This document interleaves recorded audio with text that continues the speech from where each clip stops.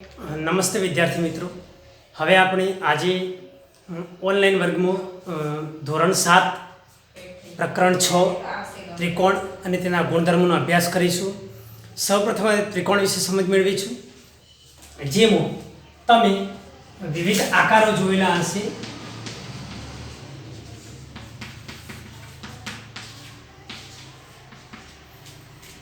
વિવિધ આકારોમાં હું આકારો દોરું છું, થોડુંક તમે ધ્યાન આપશો.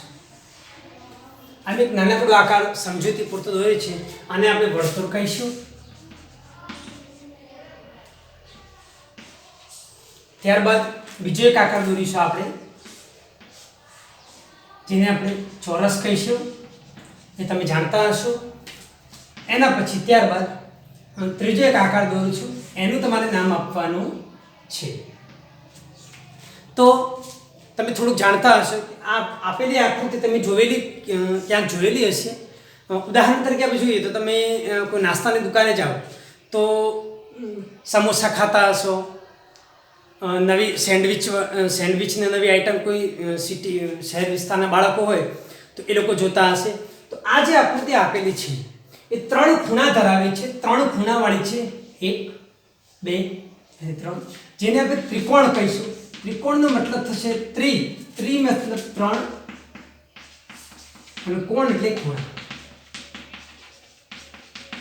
3 ખૂણાવાળી આકૃતિ, જેને આપણે ત્રિકોણ કહીશું.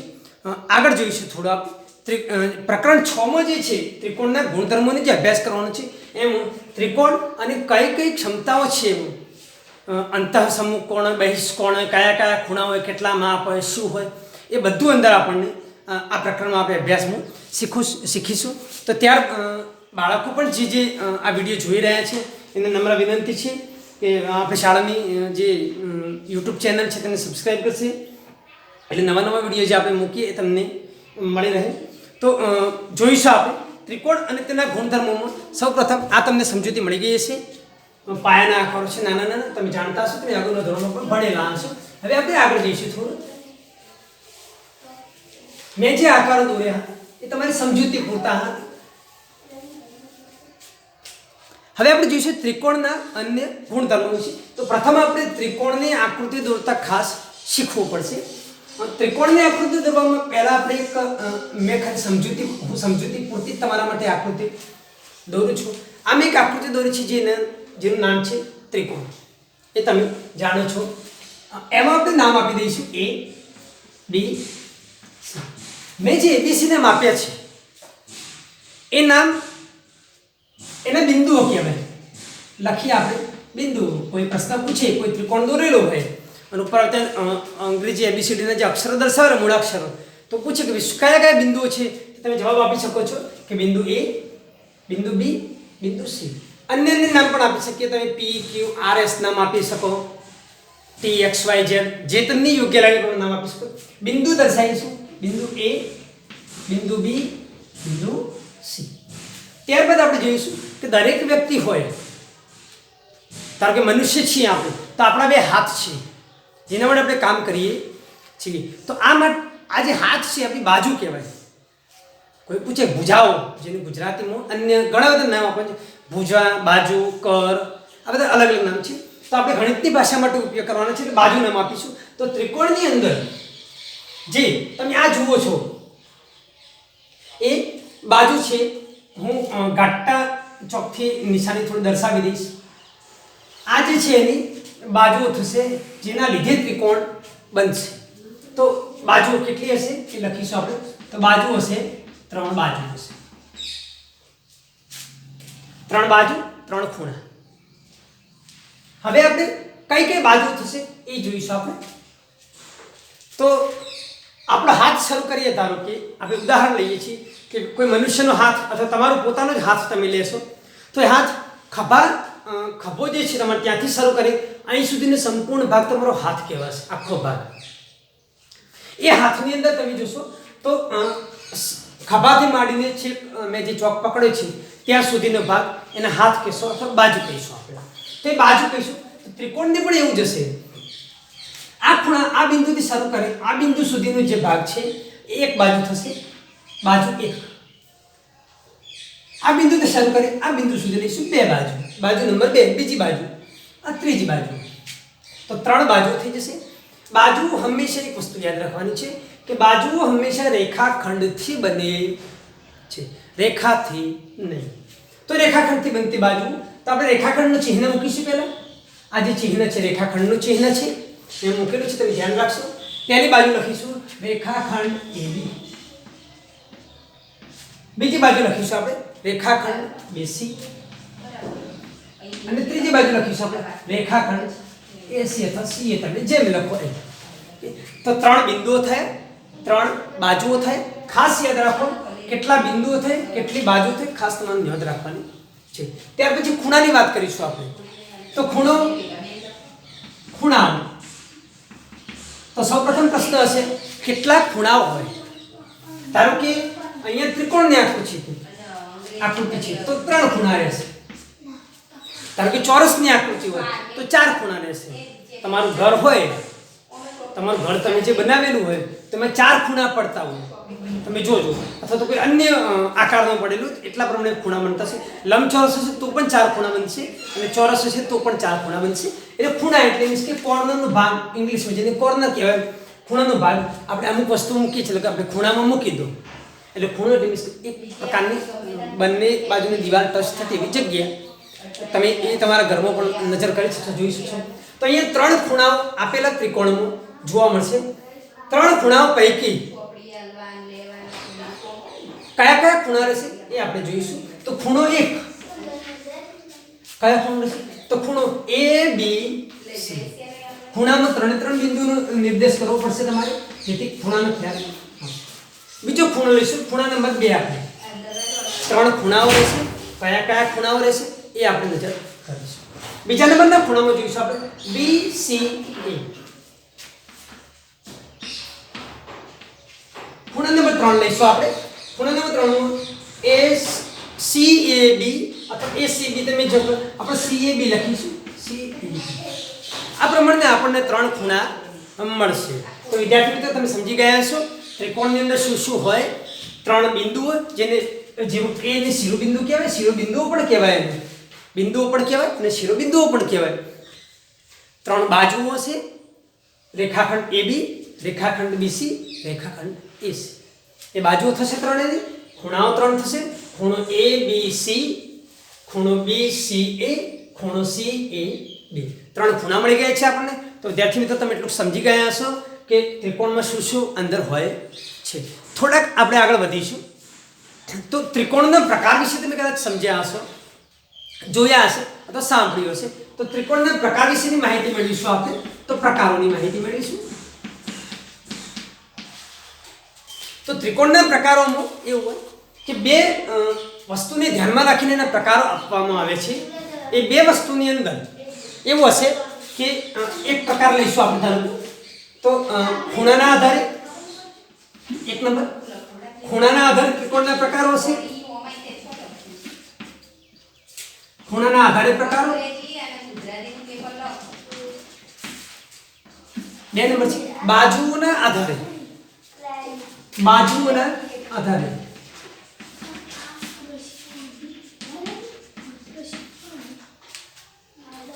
એ સમજવા માટે તમારે એક થોડું વિચારવું પડશે કે કોઈ વ્યક્તિ તમારા ઘરમાં હોય તો એનું નામ ટીકુ, મીકુ, ચીકુ આવું તમે નામ આપતા હશો.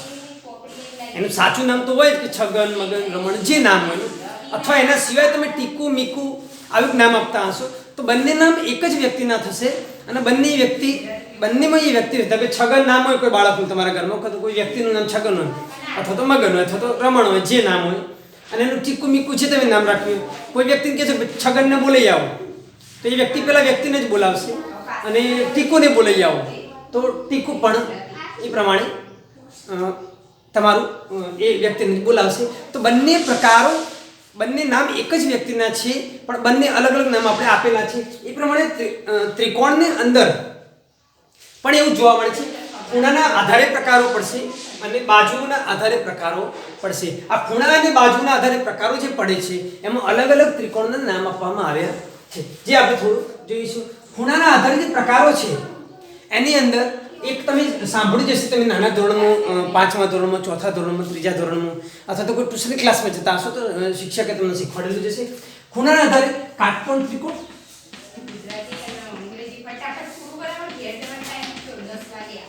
કાટકોણ ત્રિકોણ, લઘુકોણ ત્રિકોણ,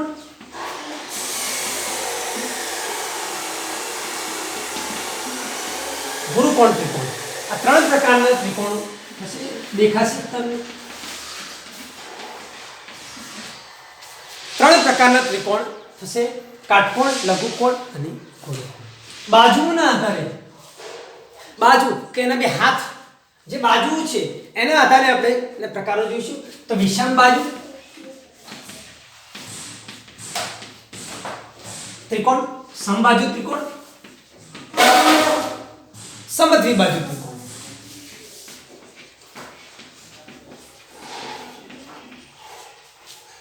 આ પ્રકારે એના બંને ખૂણાના બાજુના પ્રકારના આધારે એના ખૂણા પ્રકારો પડશે અને એની બાજુના પ્રકાર પડશે. તમે થોડું દેખાતું જશે જરા.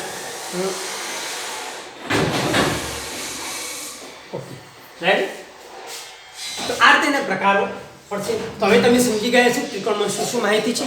હવે ત્રિકોણમાં આપણે થોડુંક આગળ જોઈશું.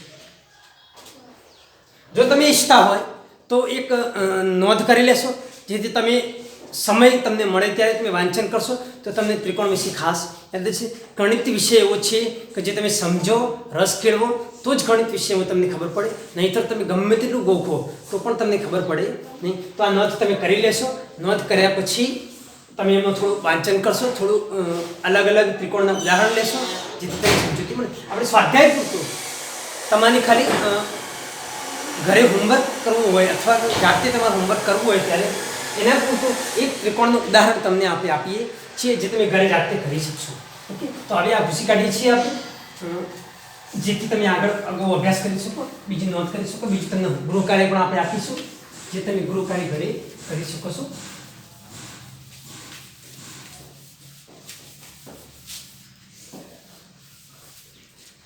તો હું એક ત્રિકોણની ગૃહ કાર્ય માટે તમારા સ્પેશિયલ ગૃહ કાર્ય માટે એક આકૃતિ દોરું છું, જે તમારે બિંદુઓ, એની અંદર બિંદુઓ દર્શાવવાના રહેશે. મેં આ ત્રિકોણ એક બતાવે છે, નામ આપ્યું છે P Q R. એમાં તમારે બિંદુઓ દર્શાવવાના છે. કયા કયા છે તે? બાજુઓ અને ખૂણા. આ તમારે દર્શાવવાના રહેશે, જેથી તમને ખબર પડે કે તમે કેટલું શીખ્યા છો, કેટલું શીખ્યા નથી. આ નાની ખાલી જગ્યા ભરી છે, પણ તમે તમારા પ્રમાણે અનુકૂળતાએ લખી શકશો. ઓકે, તો હવે આપણે થોડા આગળ વધીશું. આ તમારા ગૃહ કાર્ય પૂરતું છે.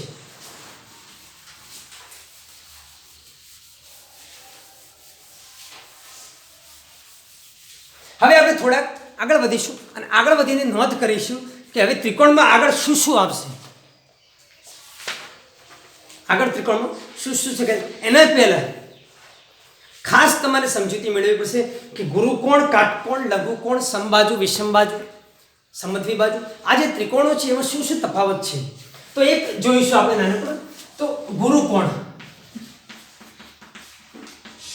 ગુરુકોણ ત્રિકોણ કોને કહેવાય? જે ત્રિકોણનું માપ 90 થી ઉપર હોય, 90 હોય, સોરી 90 થી ઉપર હોય. ગુરુકોણ ત્રિકોણ 90 થી ઉપરનું માપ ધરાવતો ત્રિકોણ.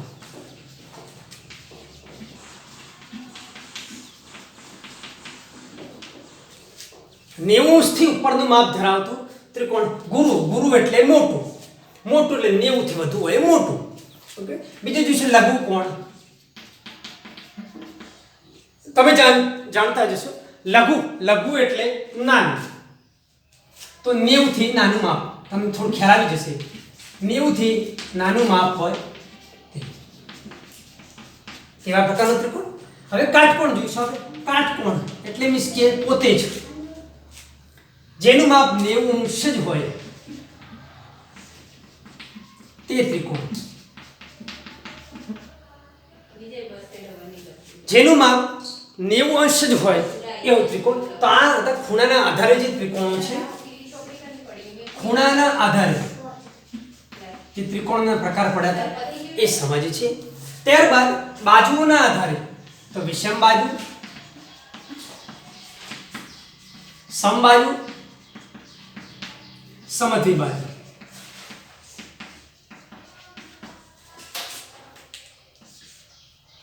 આ બાજુઓના આધારે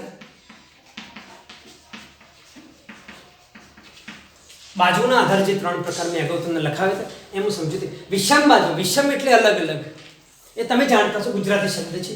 વિષમ એટલે અલગ અલગ બાજુઓના માપ ધરાવતો.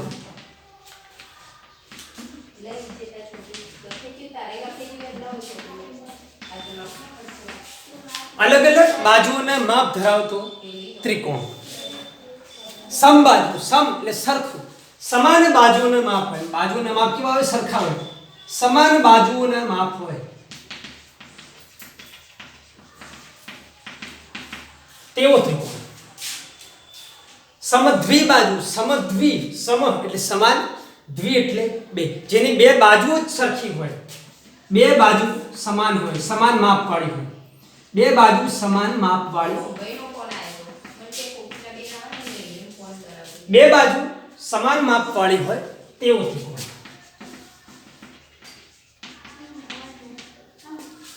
ઓકે, તો તમે ખૂણાના આધારે, બાજુના આધારે ત્રિકોણના પ્રકાર થોડા જોયા હશે. ઓકે, હવે આપણે થોડા આગળ વધીશું. તમે નોંધ કરતા રહેશો જેથી તમે સમય તમને મળે ત્યારે તમે વાંચન કરી શકો અને યોગ્ય તમને તમારા પ્રશ્નોનો જવાબ પણ તમને મળી રહે. અન્ય કોઈ પ્રશ્ન હોય તો તમે જણાવી શકો છો. તો હવે આગળ વધીશું, એના માટે અહીંયા આપણે પૂછી કાઢીશું થોડું.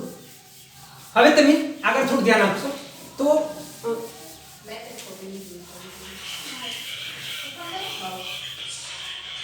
આપણે હવે આગળ જોઈશું. પાના નંબર 114 ઉપર ત્રિકોણની મધ્યગાનો અભ્યાસ કરીશું. મધ્યગા એટલે વચ્ચો વચ, આપણે કે વચ્ચો વચ ઊભા છો, તમે વચ્ચે ઊભા છો. પ્રાદેશિક ભાષામાં આપણે જે વાતો કરીએ છીએ પ્રમાણે હવે ત્રિકોણની મધ્યગાનો અભ્યાસ કરીશું. મધ્યગાનો ખૂબ અભ્યાસ, ખાસ સમજવા જેવું ટોપિક છે, દરેક બાળકો ધ્યાન રાખશે. ત્રિકોણની મધ્યગાનો આપણે અભ્યાસ કરીશું. તો કોઈ પણ ત્રિકોણ તમે દોરો, એમાં વચ્ચોવચ્ચ કોઈ લીટી આવતી હોય તો તમને પ્રશ્ન થાય કે આવું શું, આનું શું નામ હશે, શું નામ આપવામાં આવ્યું છે? તો જે ઉદાહરણ તરીકે મેં બોર્ડમાં એક આકૃતિ દોરી છે, એનું નામ આપીશું આપણે પી ક્યુ આર નામ આપીશું. જે મેં આકૃતિ દોરી છે પી ક્યુ આર એવું નામ આપીશું આપણે, અને પી ક્યુ આર નામ આપ્યા પછી જોઈશું આપણે વચ્ચે મેં એક લીટી દોરેલી દર્શાય છે તે આપણે ગમે તે નામ, ધારો કે આપણે ડી નામ આપી દઈએ છીએ, ડી જે નામ આપી દઈએ છીએ એ ડી નામ મધ્યગા રહેશે ત્રિકોણ. તો ત્રિકોણ પી ક્યુ આર માં મધ્યગા શું થશે? રેખાખંડ પીડી મધ્યગા થશે. મધ્યગા શું કાર્ય કરશે? મધ્યગા હંમેશા ત્રિકોણના બે ભાગ કરવાનો, ભાગ એક ભાગ બે ભાગ કરવાનું કાર્ય મધ્યગા કરશે. જે વચ્ચેના જે શિરોબિંદુઓમાંથી પસાર થતી હોય, મધ્યગા શું કાર્ય કરશે? મધ્યગા ત્રિકોણના બે ભાગ કરવાની નું કાર્ય કરશે. કોઈ પણ ઉદાહરણ તમારે આવું તો તમે ઝડપી સમજી શકો છો કે આ મધ્યગા છે. ધારો કે આપણે આ રીતે બીજી એક આ રીતે દોરી મેં આકૃતિ, ચલો એક આ આકૃતિ દોરી છે, નામ આપીશું ત્રિકોણનું x y z. તો શું હું y આગળથી જે રેખાખંડ દોરું છું તો શું એ મધ્યગા થશે? તો હા, નામ આપી દઈએ, ધારો કે b નામ આપીએ છીએ, તો હા એ મધ્યગા થશે. કેમ કે એ પણ ત્રિકોણના બે ભાગ કરે છે, ભાગ એક ભાગ બે. જે રેખાખંડ ત્રિકોણના બે ભાગ કરતો હોય એને એની મધ્યગા કહેવાશે. આપેલ ત્રિકોણ લખીશું આપણે. ત્રિકોણ આ જે મેં સિમ્બોલ દોરી છે ત્રિકોણની નિશાની છે. ત્રિકોણ XYZ માં ત્રિકોણ XYZ માં રેખાખંડ YB મધ્યગા થશે. મધ્યગા થશે એ તમે જોઈ શકો છો. ઓકે, તો આ હતો અભ્યાસ મધ્યગાનું ત્રિકોણના શિરોબિંદુને તેની સામેની બાજુના મધ્યબિંદુ સાથે જોડે તેને મધ્યગા કહેવાય. ત્રિકોણની શિરોબિંદુ એમાંથી તેની સામેની બાજુના મધ્યબિંદુને જોડે તો જ એને મધ્યગા કહેવાય, નહીતર એને મધ્યગા કહેવાય નહીં. ધારો કે આ જ ઉદાહરણમાં આપણે જોઈશું. બીજી આકૃતિ એવી રીતે દોરીશું આપણે. ધારો કે મેં આકૃતિ દોરી છે પી ક્યુ. હવે શિરોબિંદુથી શરૂ તો થાય. મધ્યગા હંમેશા એની વ્યાખ્યા મુજબ એના શિરોબિંદુમાંથી શરૂ થાય અને સામેની જે બાજુ હોય, સામે જે બાજુ થતી હોય એના મધ્યબિંદુને જ જોડતી હોવી જોઈએ. ઉદાહરણ તરીકે એક નાની આકૃતિ 1.2 તમે જોશો, મેં જે દર્શાવી છે નીચેથી. પીથી શરૂ કરીએ આપણે અને અહીંયા આવતી હોય અહીંયા આ રીતે અને અહીંયા કે નામ આપી દીધું તો શું આ મધ્યગા થશે? ના, મધ્યગા થશે નહીં. કેમ કે જે નીચે રેખાખંડ, નીચે જે બાજુ છે એના મધ્યબિંદુને જોડતી નથી. એટલે આપણે મધ્યગાની વ્યાખ્યા કરીશું તો ત્રિકોણના શિરોબિંદુથી શરૂ કરીએ, સામેની બાજુના મધ્યબિંદુને જોડતો રેખાખંડ જેને ત્રિકોણની મધ્યગા કહે. મધ્યગા મીન્સ કે તમે સાદી ભાષામાં વચ્ચોવચ આવે લીટી, એવું તમે સાદી ભાષામાં સમજી શકો છો. જેને ગણિતની ભાષામાં આપણે રેખાખંડ એવું નામ આપીશું. ત્યારબાદ આ તમે મધ્યગાની સમજ મેળવી છે.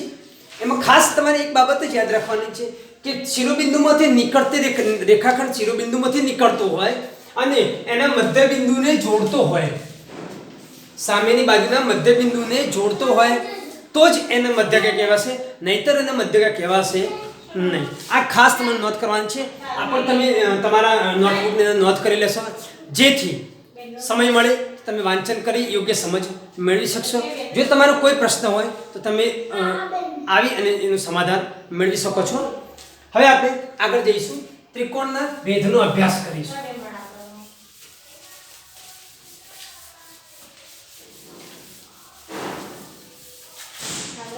મધ્યગાની બાબતમાં પણ આપણે ગૃહ કાર્ય તમને આપીશું. તો ગૃહ કાર્યમાં તમે નોંધ કરશો, આપેલા ત્રિકોણની મધ્યગાનું નામ તમે લખી બતાવશો. એક ત્રિકોણ આ છે, એક ત્રિકોણ આ પણ દોરીશું આપણે, એક ત્રિકોણ આ પણ દોરીશું આપણે, એની મધ્યગાઓ લખીશું આપણે. અહીંયા દોરી તમે બતાવું છું હું, તમે નામ લખશો મધ્યગાઓના. x y z p r s t v w x z. તો આ તમામ ત્રિકોણોનું ત્રિકોણ નંબર 1, ત્રિકોણ નંબર 2, ત્રિકોણ નંબર 3, એમાં તમારે મધ્યગા દર્શાવવાની. શું મધ્યગા? આ ત્રિકોણની કઈ મધ્યગા થશે? આ ત્રિકોણની કઈ મધ્યગા થશે? આ ત્રિકોણની કઈ મધ્યગા થશે તમારે દર્શાવવાની છે. જે તમારું ગૃહ કાર્ય રહેશે. તમને 1 મિનિટનો સમય આપવામાં આવે છે, જેથી તમે નોંધ ગૃહ કાર્યની કરી શકો અને યોગ્ય સમજ મેળવી શકો. તમામ મિત્રો ગૃહ કાર્યની નોંધ કરશે, જેથી તમને ખ્યાલ આવે કે આપણે આ થોડું સમજ કેટલી તમે સમજ મેળવી છે એ તમે ગૃહ કાર્ય કરશો તો જ તમને ખ્યાલ આવશે. હવે આપણે સમય વધુ ન લેતા આગળ જઈશું, જેમાં આપણે અભ્યાસ કરીશું ત્રિકોણનો ભેદ. ત્રિકોણના ભેદનો અભ્યાસ કરીશું અને ત્રિકોણના ભેદના અભ્યાસમાં જોઈશું આપણે આગળનો ટોપિક ત્રિકોણનો ભેદ. ત્રિકોણનો ભેદ એક આકૃતિ દોરીશું ત્રિકોણની આપણે સિમ્પલ સમજૂતી માટે તમારે દોરીશું. આ મેં ત્રિકોણ દર્શાવ્યું છે x y z. x y z જે ત્રિકોણ દર્શાવ્યું છે એ ત્રિકોણની અંદર તમે મધ્યગાનું તો તમે આગળ શીખી ગયા છો કે શિરોબિંદુમાંથી પસાર થતો રેખાખંડ સામેની બાજુને મધ્યબિંદુને મળતો હોય તો જ એની મધ્યગા કહેવાશે. પરંતુ જો કોઈ એવું હોય તો તમારા મનમાં પ્રશ્ન થાય કે કોઈ રેખાખંડ એવો છે કે મધ્યબિંદુ શિરોબિંદુમાંથી નીકળે છે પરંતુ અહીંયા આડે છે, સ્પર્શ થાય છે, અહીંયા સ્પર્શ થાય છે, અહીંયા સ્પર્શ થાય છે, મધ્યબિંદુને સ્પર્શ થતો નથી. કારણ કે મધ્યબિંદુ અહીંયા આપીશું કે તો મધ્યબિંદુને સ્પર્શ થતો નથી. તો આ બધાને શું નામ આપી શકીએ? ઉદાહરણ તરીકે નામ આપીશું આપણે a. તો આ જે ત્રિકોણની આકૃતિ મેં બતાવી છે ત્રિકોણ x y z, એમાં કે છે તે મધ્ય બિંદુ છે, જે કે છે તે મધ્ય બિંદુ છે અને મધ્ય બિંદુને રેખાખંડમાંથી નીકળતી જો કોઈ રેખા શિરોબિંદુમાંથી કોઈ રેખાખંડ નીકળીને મધ્ય બિંદુને સ્પર્શ થતો હોય સામેની બાજુનો તો એને મધ્યગા કહેવાય. પણ અહીંયા તો મધ્ય બિંદુને કોઈ રેખાખંડ સ્પર્શ થતો નથી, તો બાકીના રેખાખંડને શું નામ આપીશું? તો એના માટે ત્રિકોણનું ભેદ નામ આપીશું, જે આ ટોપિક છે, ત્રિકોણનો ભેદ. તો ત્રિકોણની અંદર શિરોબિંદુમાંથી નીકળતી રેખાઓ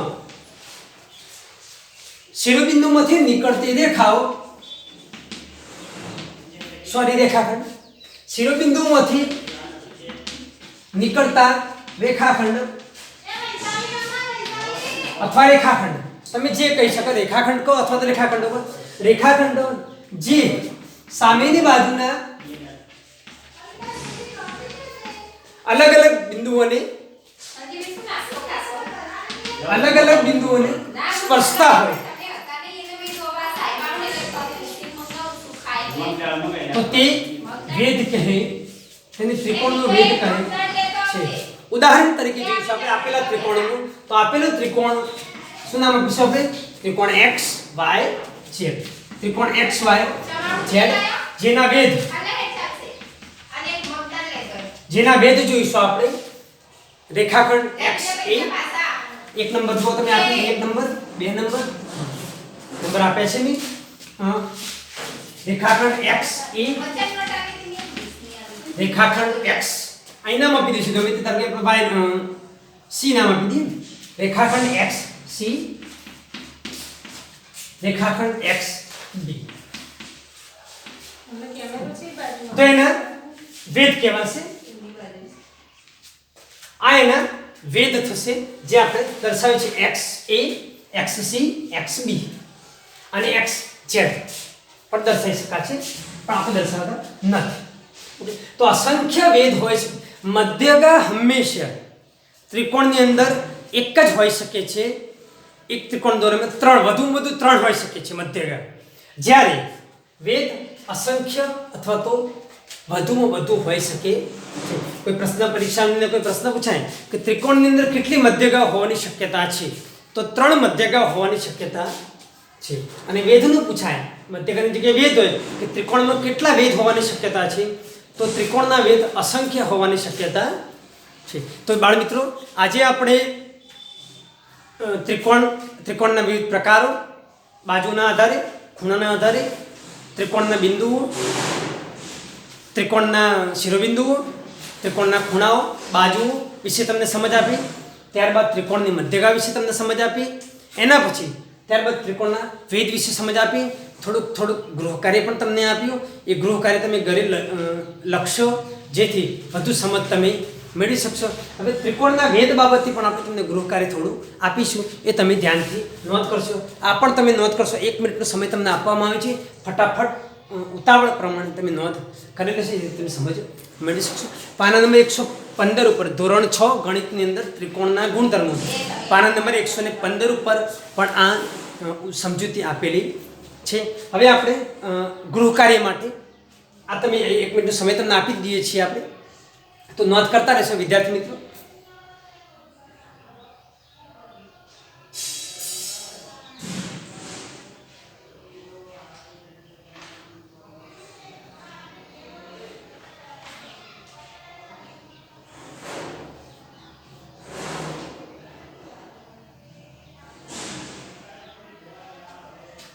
હવે આપણે ગૃહકાર્ય માટે જઈશું ફટાફટ, જેથી સમય ન બગડે આપણો.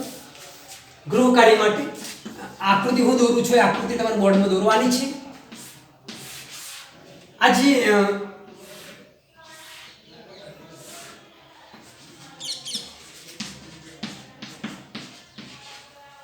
આપેલા ત્રિકોણ PQW નું વેદ લખો. આ તમારું ગૃહકાર્ય રહેશે, જે તમે ઘરે બેસીને કરી શકશો. તમે નોંધ કરી દેશો.